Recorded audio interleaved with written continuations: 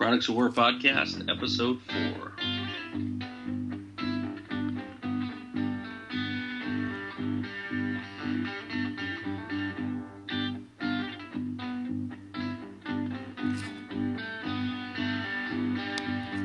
Welcome to the Products of War Podcast. This is a podcast designed for Iraq veterans and war veterans in general. Last episode, we talked about the end of Gulf War I up until 9/11. And Tom, something that we didn't get to last time is your time in the military. You'd already been in the military before 9/11, and just give us a little synopsis of how you came to the Army and what you were doing up until 9/11. Yeah, so I joined the late entry program in 97 between my junior and senior year, and then went to basic, a month after I graduated high school, and it's fucking went down to Fort Knox, Kentucky, down in Disneyland. For anybody who's been down there, the Disney Barracks. I think they're down in Fort Benning now, if I'm not mistaken. I think so. Yeah, I think that's where the Armory School moved. But I promised you a story fucking last week or last episode. I got one. So when I went off to basic, I think they were having a bunch of graduation parties or whatever the whole thing was, going, everybody's getting out of high school. And my mom went around and she brought a stack of postcards that were all addressed to me. And she had all the people I went to school with, or whatever party she attended for people that she knew, and went down and fill out postcards. And I got one of them from a fucking buddy of mine, and he sent one in that said, "It's a funny joke you told me about your drill sergeant. He must be a real dork." And the back of a postcard, so he sees it right away, and fucking, fucking, he hooked me up, is what he did. Yeah. And, if I see Andy Roberson again sometime, I owe him an ass whooping. Andy, better watch your back. Yeah. Because I'm sure that was hours and hours of extended joy for that one funny it was joke. Great. Yeah, it was fucking. I appreciate it now, and it was fucking. I like the joke in it, but then it wasn't fucking awesome. No, not at all. I had a buddy of mine. He went to basic training, and I went into like Spencer's one time and bought those confetti dicks. You know how they make you open up the envelopes. I was like, dude, being on the ready line and then ripping into that envelope and a bunch of confetti dicks falling out would be hilarious. And I didn't have the heart to send it. I just couldn't do it to him. No, it'd have been great and horrible at the same time. Yeah. So, all right, so you get done with basic training over in Knox, and then where's your first duty station? Fort Polk, Louisiana, which was quite a joy. It was a big difference anyway from what I was used to. Kentucky in the summer was a big difference from Washington State when I got there, and then I got to Louisiana in November, towards the end of November, and I think we landed about midnight. And stepped off the plane, I think it was probably about 80 degrees. Wow. Yeah. Yeah, that's a big difference from the northwest. Oh, yeah, absolutely. And even Kentucky at that time was cold, And then to go down to Louisiana, post Thanksgiving and just be sweating your ass off at midnight on the runway. Yeah, that's tough.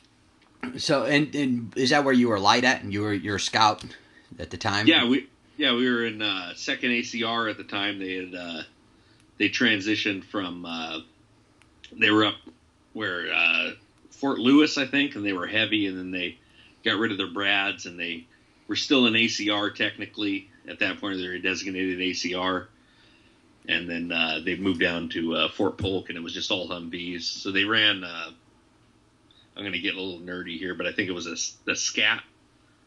It was a Scout AT platoon. So basically, you ran like 5 Scout trucks plus 2 tow trucks. Okay. You had the tow missile, and then that was the setup they ran while I was there, and then they were kind of reconfiguring. They were just trying to figure out what they were going to do with the unit. Yeah. At the time, they've changed them around. I think they're Strikers now, or they might even be full of 11 Bravos at some point. Yeah, what's weird is whenever you talk to people that were prior service and just not even that long ago of how much their unit designation has changed. Right, like it just seems like a lot of work to be changing the unit and the affiliation and all those things all the time, constantly. It's always moving around.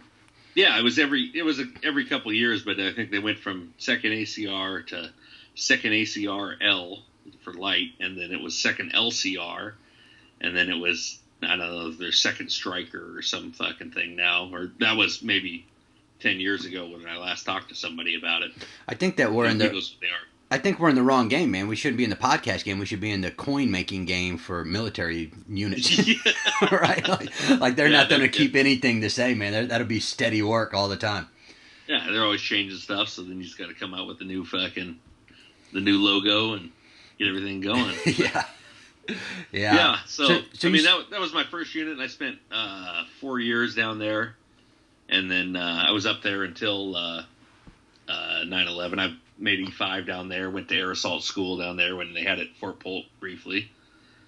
And it was a fun time. I wouldn't trade it for anything. Yeah, because how old were you at the time, man? You were young, man. 19 when I got in. And then, let's see, I made E5 in, 2000. So I was fucking 21. Yeah. A 21-year-old E5 ready to go hit the town. Oh, yeah. That was a good time. That's good times. That is good times. Yeah, single man, too, you know. Oh, yeah. Feeling like you got every 1st and the 15th, you got all the money in the world. Oh, 100%. Because fucking worst case is fucking they had a roof over my head and they were still feeding me. Yeah. So I could buy whatever the fuck you wanted. Yeah, just blow that money. You know, I whenever I was in, man, I was married with kids the whole entire time, but I knew that if I was broke, you know, I could just leave Tori and the kids with some money and I could figure out lunch all the time. You know, so I never needed lunch money or anything. So it definitely was a good thing for young people. So you're doing all that, and then where exactly are you at in September 11th? Are you still in Louisiana? Still in Louisiana. Yeah, I was a fucking squad leader down there in fucking Iron Troop in fucking 3rd Squadron. Just give us a little bit of an idea of what that day looked like for you. You know, you wake up the morning of September 11th, and I'm sure you already do PT, and then you're coming back to... Yeah. So we fucking went to PT, and fucking, coming back fucking, I don't know, 8:45 or fucking 8:30 probably, because you don't want to be fucking high speed and get there fucking 15 minutes before the 15 minutes. 8:57 if you're in my world. Yeah. Fair enough. I didn't have anybody slowing me down, though. You know, I live fucking right by the fucking SNA, so. Yeah. Yeah, so I come back to work and fucking,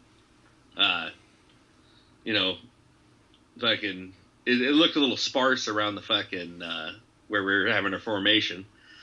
And, one of the fucking guys come running out and fucking, hey, plane fucking flew into the fucking, Twin Towers in New York. I'm like, fucking bullshit. You're a fucking liar. And if I didn't believe him, fucking went up there and fucking kind of watch it and just like, what the fuck? You know, because they're just replaying the fucking loop of the fucking plane flying in and the whole works. So just kind of a fucking shock. I didn't fucking believe it at first. And then when the second plane hit, what was your thoughts then? I don't even know if I fucking was there before the second plane even hit. You know, what time did they fucking go? They weren't far apart. Far apart. So you've seen it after the second one had already hit. It must have been. Yeah. Because for a lot of people, that was like the realization that wasn't an accident. You know, because a lot of people, like the first one, they've seen the first one or heard about that. No one's seen the first one, but heard about the first one and seen the video of the building smoldering, and there's like, oh, that might have been an accident. And then when the second one came in, there's like, well, there's no way that's an accident. And then I think that's when all the military heads started turning. You know, it was, oh shit, something's happening. Well, it's not like I was fucking watching the news in between fucking PT and going to fucking work, you know? No, it's not like a 21-year-old sergeant is watching it too much anyway, you know? Didn't even give a fuck. No, because what could you do about it anyway, you know? Like, it wouldn't fucking make a difference. No. So after you watch that, then I guess you see the Pentagon and you start hearing about, you know, the plane in Pennsylvania. You hear all about that and you come to the realization that it's a terrorist attack. Absolutely. You know, what's your first thought? I mean, yeah. So they fucking, I don't know. We had a formation, and then we went to the motor pool, and fucking, I just basically fucking did a fucking command maintenance day, whatever fucking day that was, as opposed to fucking whatever we were going to do. Just got fucking shit ready, make sure rigs were fucking good.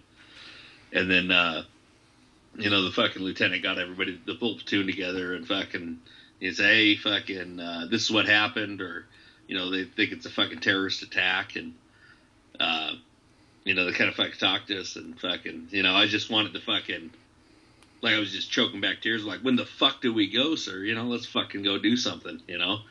I didn't want to fucking sit around there at fucking Fort Polk, fucking, that's what fucking, what a Patton say in the movies, fucking, at least I didn't shovel shit in Louisiana. Yeah. Somebody asked you what you did during the war. Yeah. I didn't want to fucking have that, that's where we were too, Yeah. You know what I've thought of a lot of times, man, and I've talked to other veterans that thought about this whenever they were in, and it's like the idea of missing the war, right? Like, oh, yeah. That was a fucking huge thing.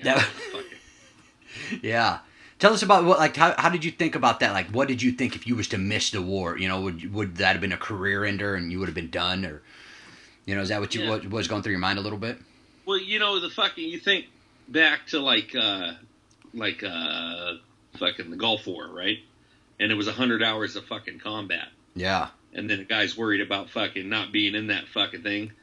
So I'm going to bring it back a little bit. When I got to my unit back in 98, they'd just gotten back from like fucking Bosnia or some fucking bullshit fucking garbage deployment. But, I was there was 2 other new privates that came to the fucking troop at the time, and we were the new guys for 6 months, I think. Yeah, that's a long So basically we're the new guys that didn't go on fucking deployment, and you want to talk about just a rash of fucking shit that we got fucking constantly. Oh, yeah. Yeah. So the last thing I wanted to do was fucking miss this fucking the next war or the next fucking fight. Even though they didn't do shit there in fucking Bosnia anyway. Yeah, but you didn't want to miss the next deployment. No, that was the fucking thing. Yeah, I'll just skip forward a little bit, but I was in fourth ID, and our boats were getting turned around from Turkey. And, dude, that was the only thing on my mind. I was like, these motherfuckers, they're not letting us come through the north. We're going to miss the whole fucking war.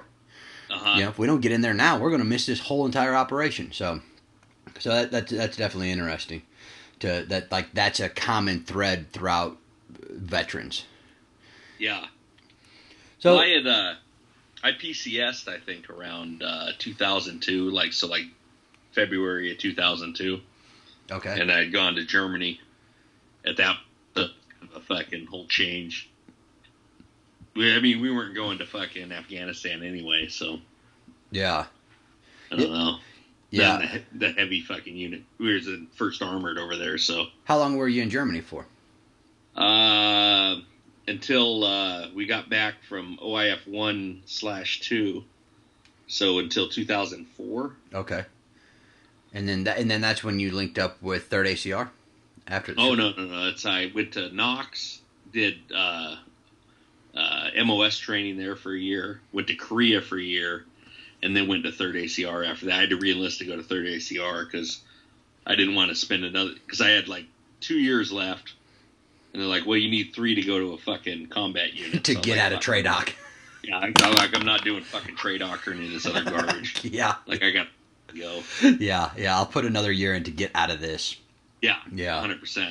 Yeah, that's good. So, whenever my daughter was born September 10th, so Lexus was born September 10th.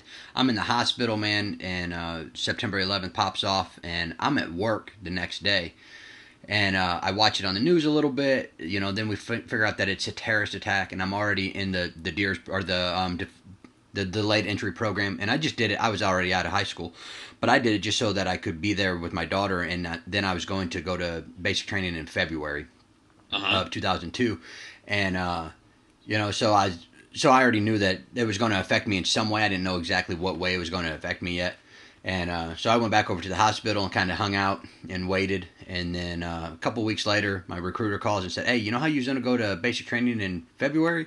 Well, now you're doing it in November. We need you." So, so I was like, awesome, so went over there, and then I same way, man. I went over to Fort Knox, did armor training over there on Abrams, and then went down to Fort Hood with 4th ID, and was getting ready to go through, trained up to go through Turkey. So that whole time, right, as you're going, as before any of your enlistments, or not before your enlistments, but before your deployments, I'm curious to know, like, was you keeping up with any of the news that's coming out, like the build up for the war, like the public, like getting the public ready for war? Were you aware of any of that, or did you just kind of know that we were going to war just by being in the military? To an extent. I mean, we kind of I was, started listening to the fucking news at the point after 9/11, and I can remember they were talking about the U.S. doesn't have the balls to attack Afghanistan, and then next thing in 2 days we're dropping bombs on them. And then as far as Iraq goes, I really didn't pay attention to any of it, but I was just kind of hoping to go because like I said, I didn't want to miss the fight. Yeah. No matter what it was, I was just ready to fight. Yeah. I had a conversation with some guys that came over to do some work at the house last week, and they were almost like I don't know if they were pacifists or whatever they were, but they was like, well, how do you feel about going over there, just fighting an enemy? I was like, you get 19, 20, 25-year-old kids, man, that are hyped up. They don't care who the enemy is, man. Point them in a direction. They just tell them somebody's the fucking enemy. Yeah. That's all I wanted. Yeah. Point me 100%. In a direction, man. Yeah, so we're going to talk a little bit about, on this episode, we're going to talk about the aftermath of 9/11. So we're going to talk a little bit about after that, and then the lead up to Iraq. I'm not well versed in Afghanistan just because it's not my, where I was at. Is that pretty much the same with you, Tom? Yeah, nor I. Yeah. I don't know much about it other than it's a fucking country. Yeah. That's about it. And then again, with the little bit of knowledge that I have about the lead up to Iraq, it's definitely minimal because it just seems like it seems like a lot of propaganda almost to me now that I'm looking back at it and kind of replaying the events in my mind.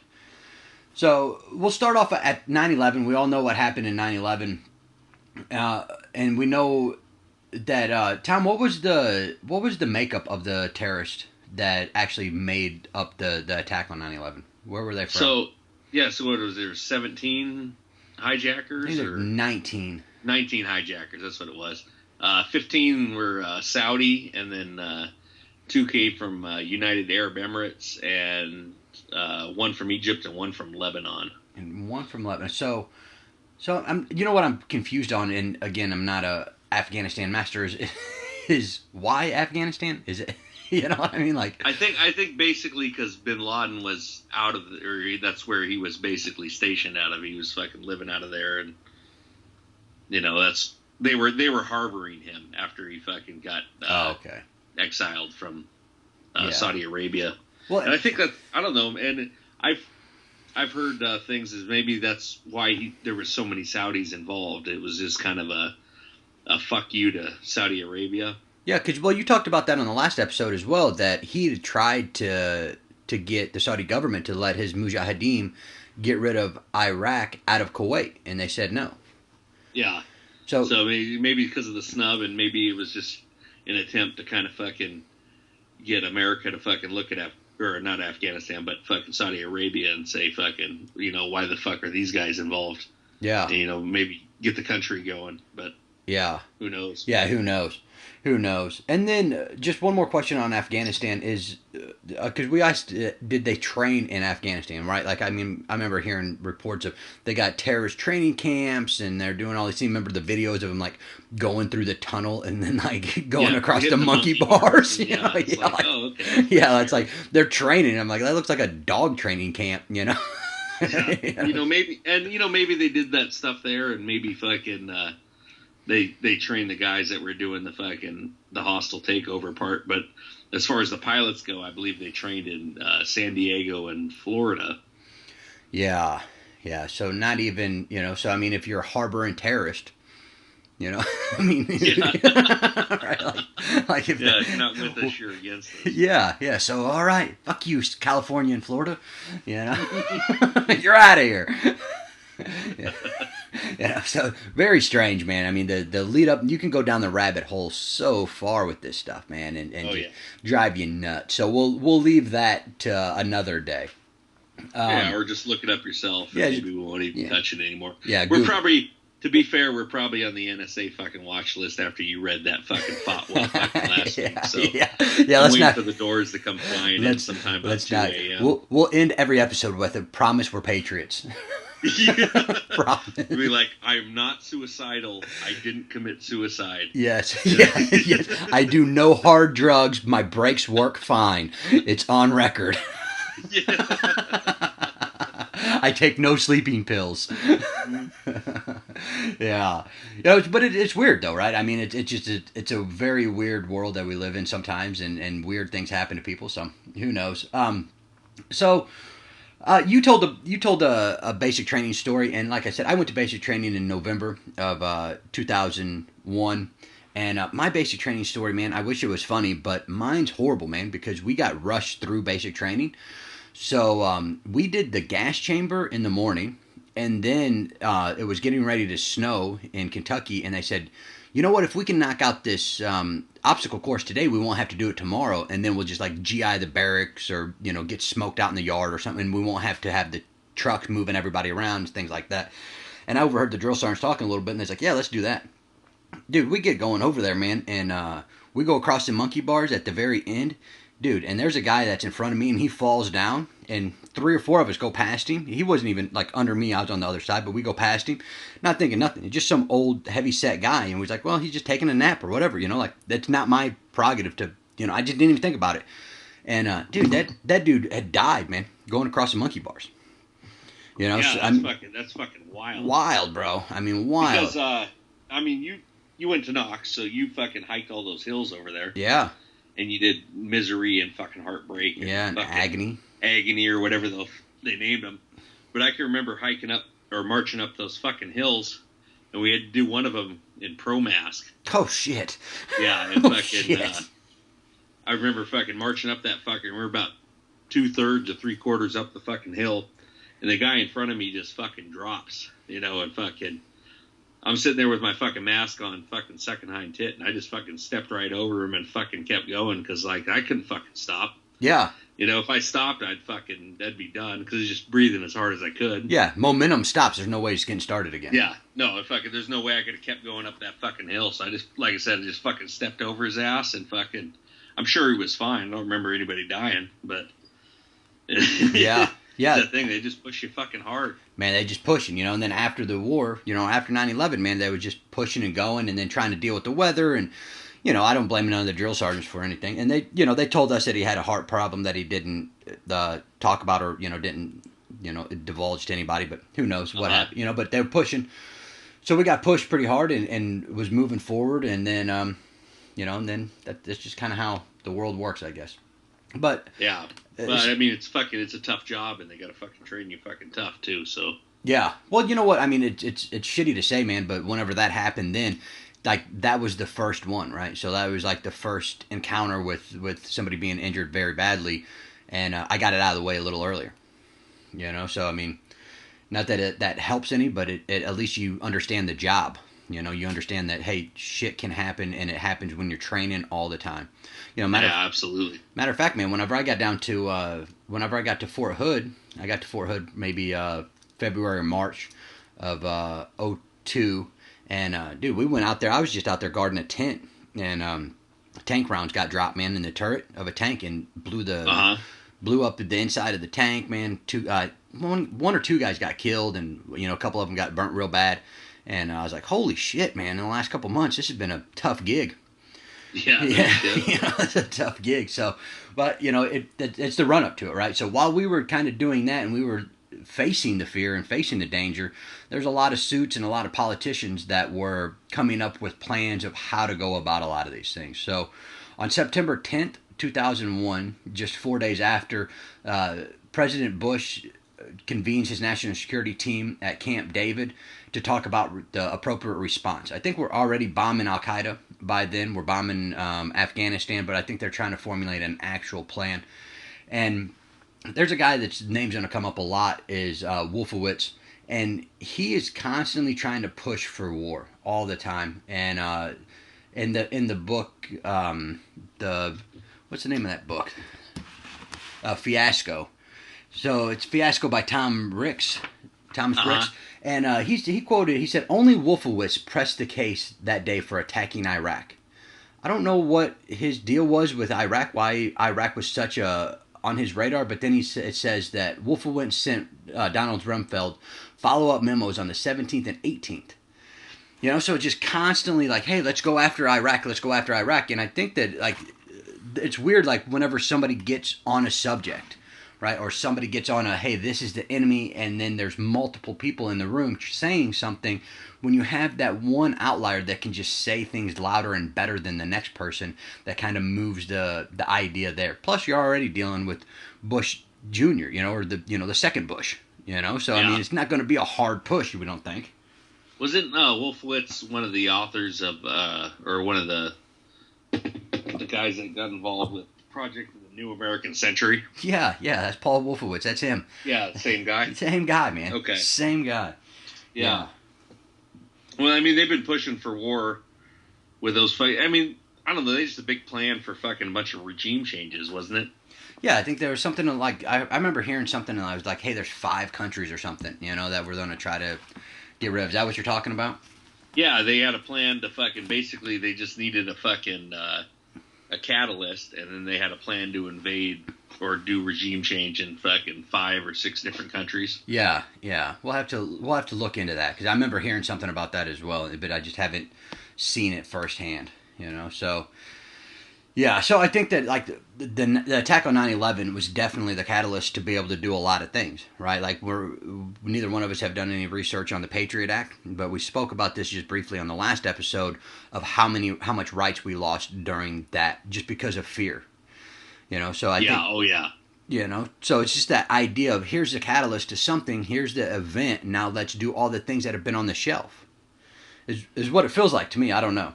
We just had all the plans fucking ready, and then just kind of fucking, they were just waiting for the fucking, out of the Pearl Harbor, basically. I don't want, just the fucking. Just an event. Just something to pop off, and then that'll give us the reason why. And I want to say it was the last episode, we talked a little bit about General Zaini, and he said that, they'd already war-gamed it in 2001, so the plan's there already.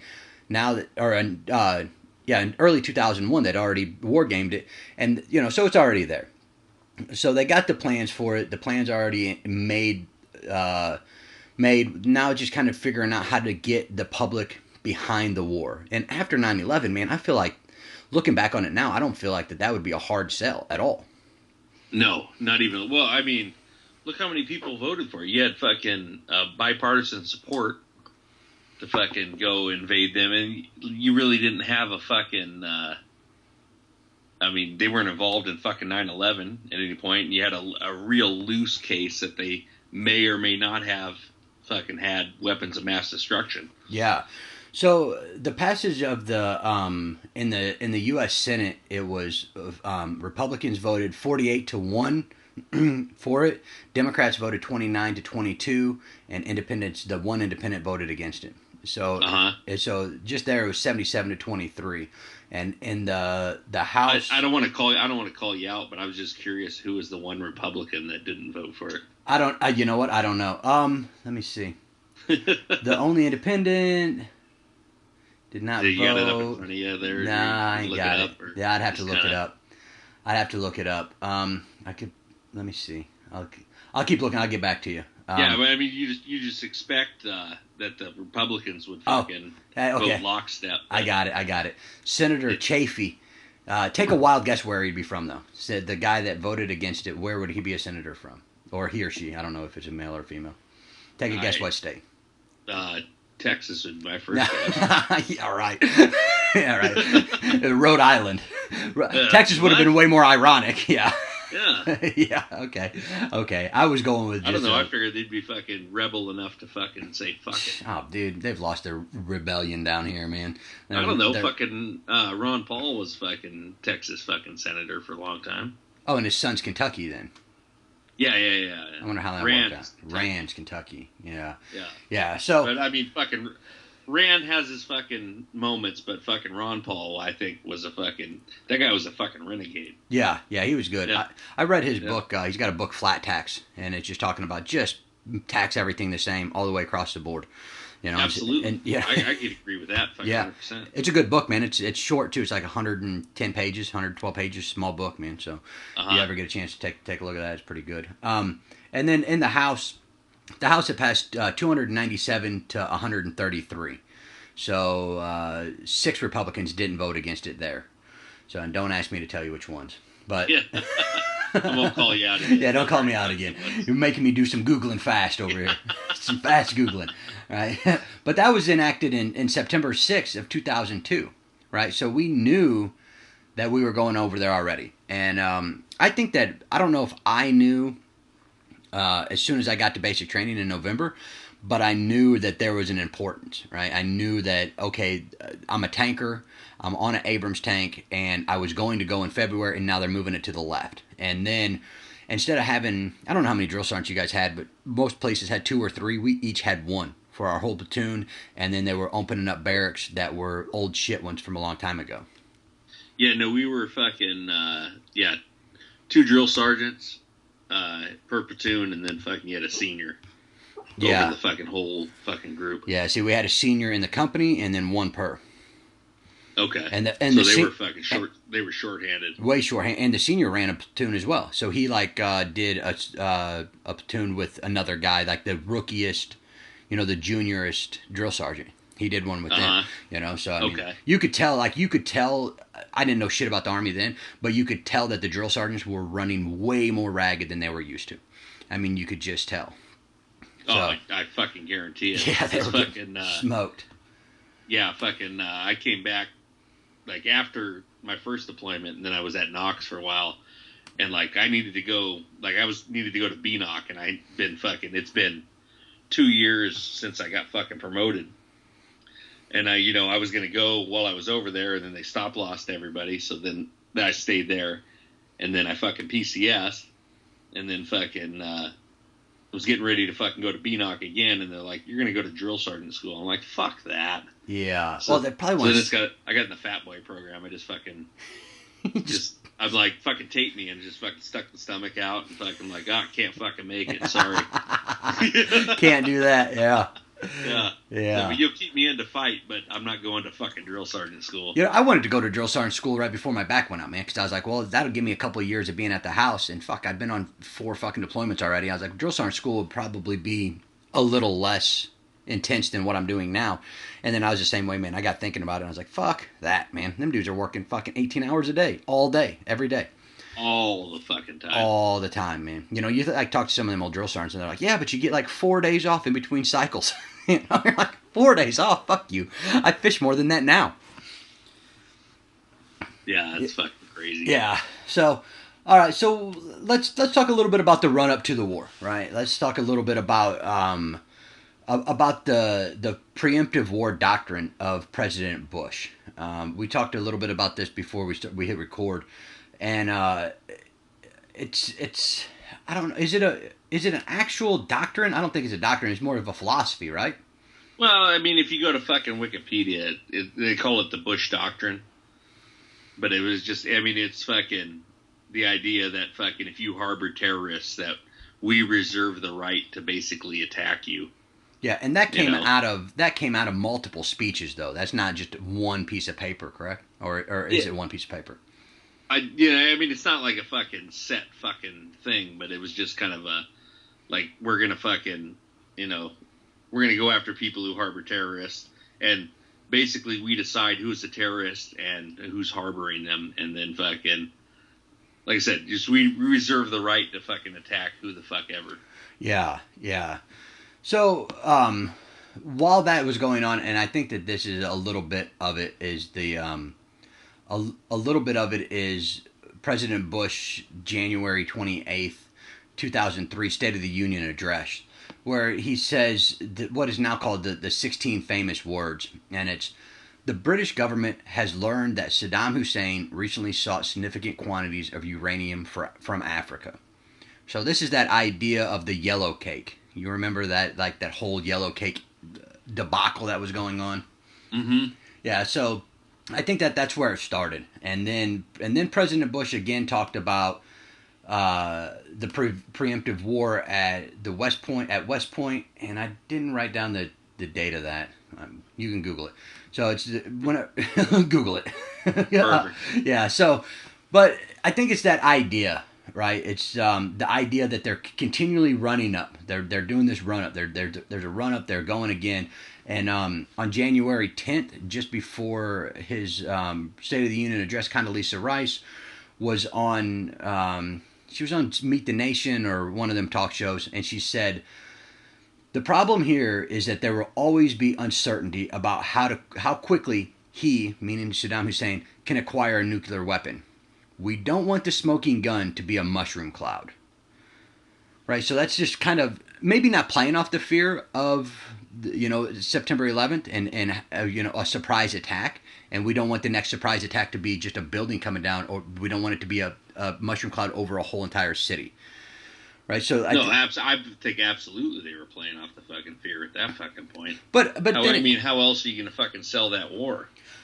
But I don't know. What if they? Well, I mean, now looking back on it, we know that all the intelligence is bullshit, right? I mean, how much did they? That's true too. But I mean, the real question is, did they know the intelligence was bullshit when they got it, and they were just kind of fucking passing along, or did they fucking bite into it? Well, I'll tell you what. I'm reading an article from this is in the Guardian, and it's by Valerie Plame Wilson, and she was like that. You whenever I told her your name earlier, you had a little, you knew something about. So then there was the big outrage. If those of you guys remember that the Bush administration outed a CIA operative. I have no idea if she was one or not, but that was their claim, is like she was a fucking spy basically, and then her identity got made publicly known, and then it was supposed to fucking be this big fucking deal. Yeah. Well, if you go to just like to her Wikipedia page, it just says she was a former operations officer, worked at the Central Intelligence, and this is just a Google, so I didn't even go all the way down. But she's wrote a couple books, and apparently she was working in the CIA. So she's working in the CIA, and she's watching Colin Powell's UN address. And Colin Powell gave that UN address on February 6th of 2003. And while she's watching it, she says that none of the intelligence that Colin Powell was talking about, she had seen. And she was working directly with that information. So she would have known if any of that information was credible. And then she said that the claims that Colin Powell did make came from a defector named Curveball. And that was on the idea of Iraq's biological weapon capacity, and it was particularly alarming. And then it goes on to say, Valerie knew that Curveball had been deemed a fabricator by the agency, meaning none of his intelligence could be believed. Yeah, well, I mean, I watched a documentary called Thunder Run, which is about the invasion of fucking Iraq. And there was a colonel that they were interviewing prior to that, and he said they were in Kuwait watching the fucking build up there, or watching the UN fucking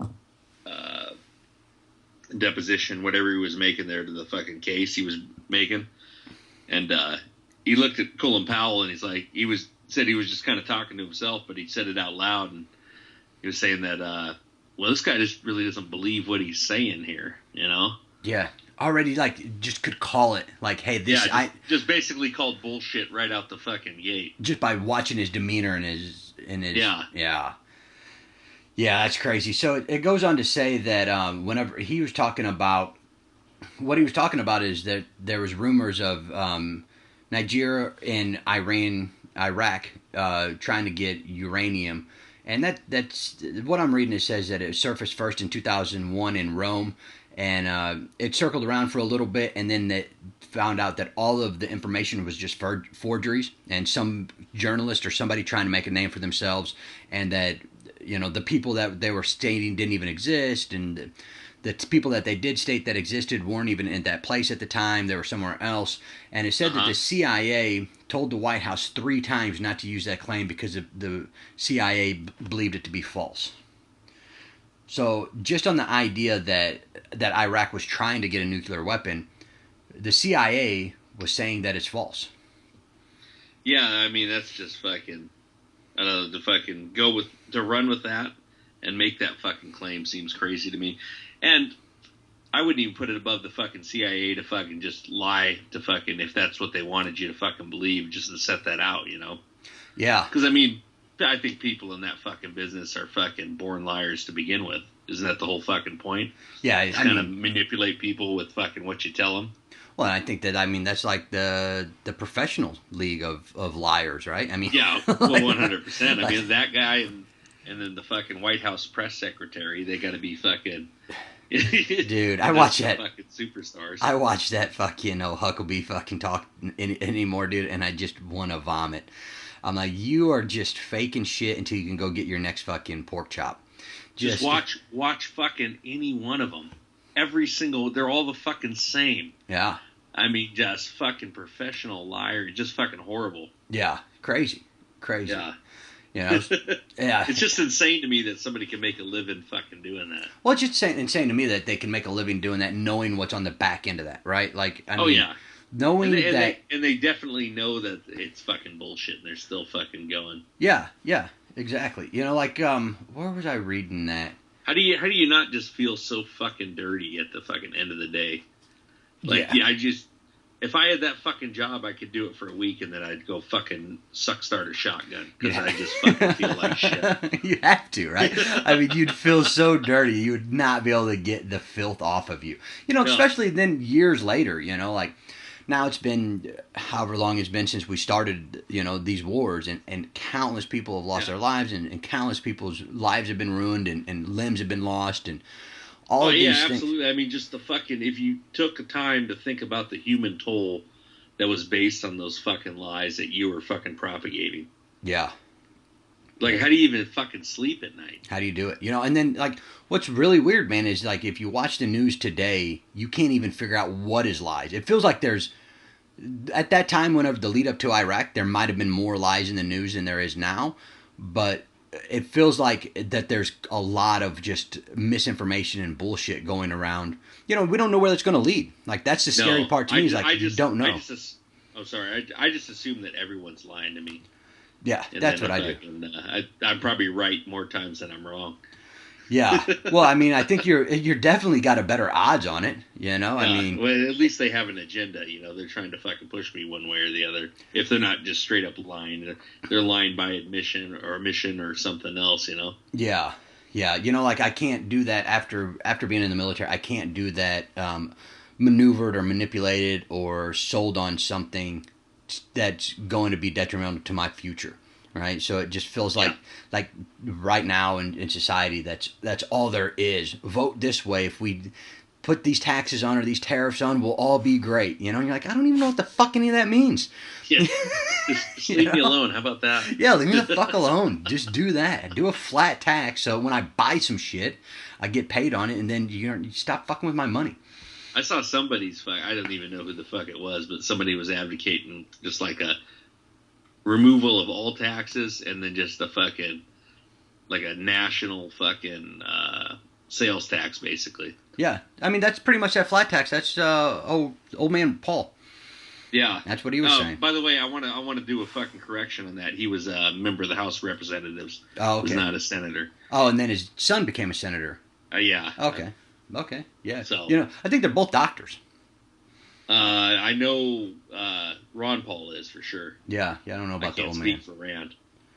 Oh, I thought. Okay, yeah. Well, I thought Rand was.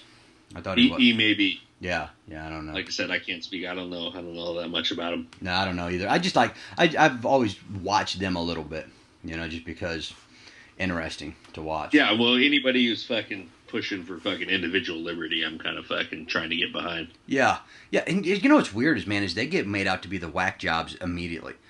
Yeah, I don't know fucking why. If fucking, I bet the majority of people sat down and fucking actually listened to fucking what he had to say, they would agree with most of it. Oh yeah. Well, Easy.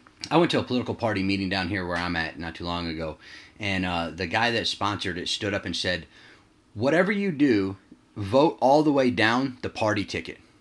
Don't Fuck you." And that's what I thought, man. I was like, "Fuck you, man. I can't fucking swallow that. Yeah. Fuck you." Because what if there's going to be 90% of them will be shitheads in there. Oh, 100%. You know, And like that's the biggest fucking problem is fucking party ticket. Yeah. You know, people, they get on the fucking teams. Who was fucking talking about that? I'm going to quote a comedian, fucking Ari Shaffir. I don't know if you're familiar with him. No. But it was close. He said they're all fucking fraternities. Like, fuck those guys. Yeah. Yeah. You know, ridiculous. basically what they are is just fucking bullshit. I want to be on this fucking team. Yeah, it's like, fuck that. Yeah, and then they know they're going to get most of them fucking idiots to vote for them just because they're on that team. Absolutely. Yeah, crazy, man, crazy. I don't get it. I don't understand it. But that's how it worked out, right? That's how it shook out. And so Colin Powell gives his speech on February 6th of 2003. And then when did you hit the ground in Kuwait? Fuck. It must have been like the end of April or fucking early May. 'Cause I know I fucking had my birthday over there before we rolled into fucking Iraq. Okay. And that was in May-ish, early May, so. Okay. Yeah, so I was there about, I was to the left of you about 30 days. We got there about the middle of April and then left into Iraq the end of April. Okay. Yeah, you see, yeah. You probably were rolling in by the time I was getting into Kuwait. Well, I was probably clearing out your space. Yeah. You know, because I mean, they're fucking... Get the fuck out of my camp that's in the middle of fucking nowhere, Kuwait. Yeah. Well, as soon as we left, though, then at least the fucking phone bank opened up for you. Yeah, maybe. Maybe. I don't remember. It was just hot, dude. That's all I remember. It was hot. The food sucked. Yeah. And there was a fucking incident where there was somebody had set up a fucking tent. The wind picked up and picked the tent up, and there was a guy inside there and slammed him against the side of like a fucking M88. Oh. And just fucked that dude off. Shit. And other than that, I don't remember much about Kuwait. But so I remember... What I remember about Kuwait, man, is we was down there and there was some MPs standing in line, dude, and here comes some drunk cocksucker driving a truck, damn near about to hit everybody. And dude, MP, man, Johnny on the spot, man, E3, dude, lit him up. Oh, yeah, I mean, I wasn't there. I heard the gunfire, and I was like, "Holy shit, this is getting real, dude." And then I'm Private Carrell, man, and like 2 days later, I got to go and escort all them fucking, you know, like the trucks and all that bullshit around down there. And dude, I'm just taking. I was going to say, we'll save that for the fucking next episode as I fucking roll in. All right. I got some good stories going in there at least. yeah. So I just wanted to say real fast before I went over there, my son was born April 27th. As I just got done loading up my tank with ammo and got it all filled up, dude. They dropped a flat rack off full of ammo, dude, and I was like, "Is this for the company?" And they said, "No, this is for your platoon."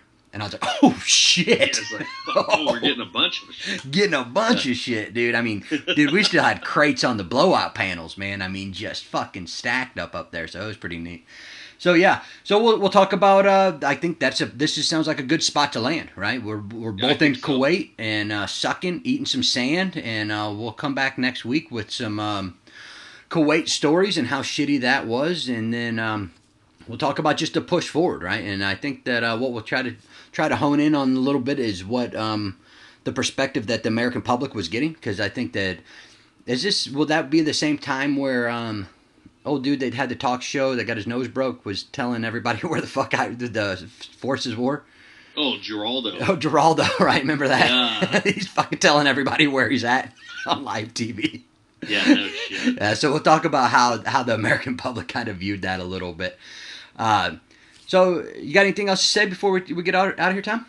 No, that's it. Hey, man. Thanks for listening. Now hang on one second. Hang on before you get out of here. I forgot to ask you about how your pushing the carts went a couple weeks ago. We didn't discuss that. We did fucking. Give us a little briefing on what the fuck you were doing. We did handcart races up there in fucking Wilkeston, Washington. They do Wilkeston days, and they had a local brewery to sponsor our team, so we can go out there and fucking drink some beers and fucking race handcarts. We're all old fucking fat guys, but We have a good time doing it. We finished third out of 6 teams, so it wasn't great. Hey, but, placing though, getting on the podium. Yeah, well, they only give there's no fucking consolation prizes or anything. It's just fucking first place or nothing. Oh yeah, well, fuck them. I'd take either way. Yeah, it's fucking. We have a good time, and it's way better to fucking compete and fucking fail than fucking sit there and watch somebody else fucking compete. At least in my opinion. Yeah, so. Well, better to be in it than shoveling shit in Louisiana. Yeah, 100%. All right, so this has been a Products of War podcast. We'll talk to you in a couple of weeks. If you got any questions, comments, check out the website, productsofwar.com. If you're looking for any merchandise, it's all on there. If you got suggestions how to make the podcast better or what you'd like to hear or see from us, please let us know, and we will talk to you in a few weeks.